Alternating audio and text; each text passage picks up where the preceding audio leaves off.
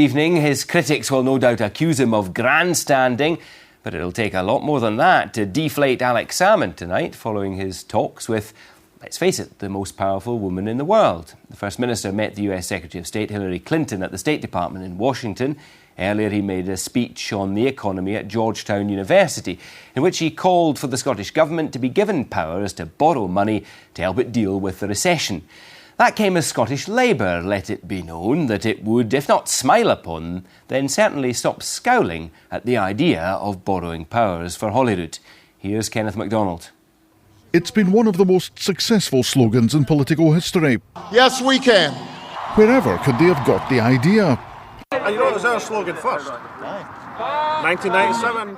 There were apparently no hard feelings, though, from Hillary Clinton when she gave the First Minister a little face time in Washington.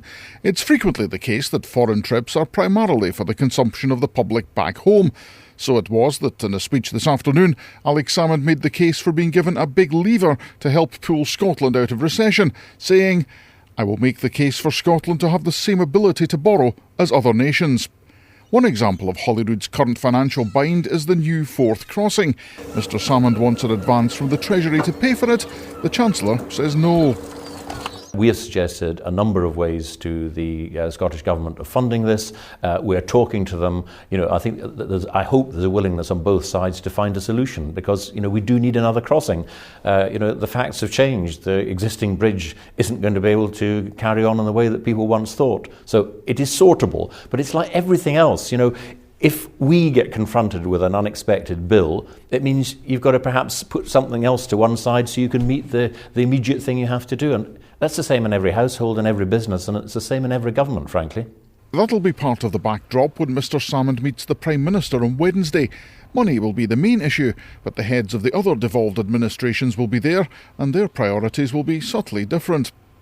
You don't get politicians here lobbying for a borrowing power because they have that already. They were granted that under the terms of the old executive, which was led by David Trimble and Seamus Mallon, and they can borrow something like £200 million per year, and they've already drawn down about £720 million. So to that extent, we're ahead of Scotland. That said, there are still serious financial pressures in terms of the budget here, and the Finance Minister, Nigel Dodds of the Democratic Unionists, has said that he'll fight an attempt by the Treasury to enforce greater efficiencies on Northern Ireland along with the other devolved nations. So I think there's still a concern, despite our borrowing powers being greater, there's a concern about making the books balance.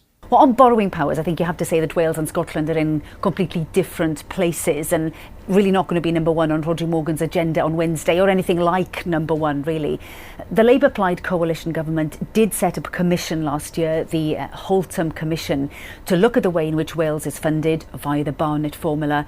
But the Holtham Commission will also look at tax varying powers akin to Scotland, or borrowing powers, borrowing to investors in Northern Ireland. They're not going to report back until next year at the earliest. Then you have the fact that constitutionally Wales and Scotland are in different places. And on Wednesday, really, I bet you that Roger Morgan is going to want to talk about the here and now, about the effect of the recession on Wales, and not future powers that might come to Wales.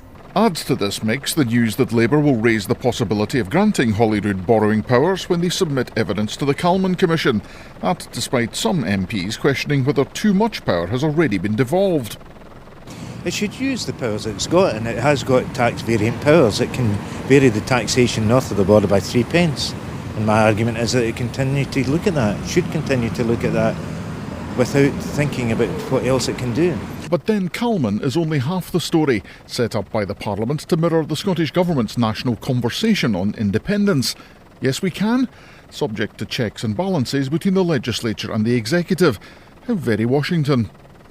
Well, we'll talk live with the First Minister in Washington shortly, but Labour's finance spokesman at Holyrood, Andy Kerr, is with me live now. Are you now in favour, as the Scottish Labour Party, of borrowing powers for the Scottish Parliament? Well, I'm quite surprised by your opening piece to suggest that somehow we weren't in favour of these powers before. And Brian Donoghue, who's a member of your party, an elected member, he's not in favour. Brian's views on these matters, but that's one voice within the Labour Party. What I would suggest to you is there are many other voices which have been in favour of this borrowing powers for many months, if not for a longer period than that. But can I just say the Calmon process is about balancing not just the financial measures of the Scottish Parliament, also its powers, also its relationships, And you can't separate all these things because it's about how we see the future of the Scottish devolution settlement. It's about how we see those powers, those responsibilities, those financial responsibilities working together, and borrowing powers is a welcome part of that discussion. And I'm certainly in favour, and I think you'll find that the Labour Party is happy to continue looking at those that measure. You're personally in favour of giving the Scottish Parliament powers to borrow money? Yeah, and I think what I'd also say from your correspondent in Northern Ireland, the reason the powers exist in Northern Ireland, of course, is that here in Scotland our local authorities are very powerful and they've got prudential borrowing powers. In Ireland they don't have that because the local authorities have not got the same powers. So the analogy is not quite right, but that said, yes, very much in favour of this, and I think you'll find that Labour Party is happy to continue looking at the issue of borrowing powers for the Scottish Your submission, of course, is on behalf of the Scottish Labour Party. The most important member of that happens to be the Prime Minister. Is he persuaded? Well, I think what you'll find is when the response is made formally, that you'll see an openness in relation to the issue of borrowing powers, that being the response from the Labour Party in Scotland. What about the Labour Party as a whole? Well, the submission from the Labour Party is the submission as a whole, not the Labour group of MSPs, but the party as a whole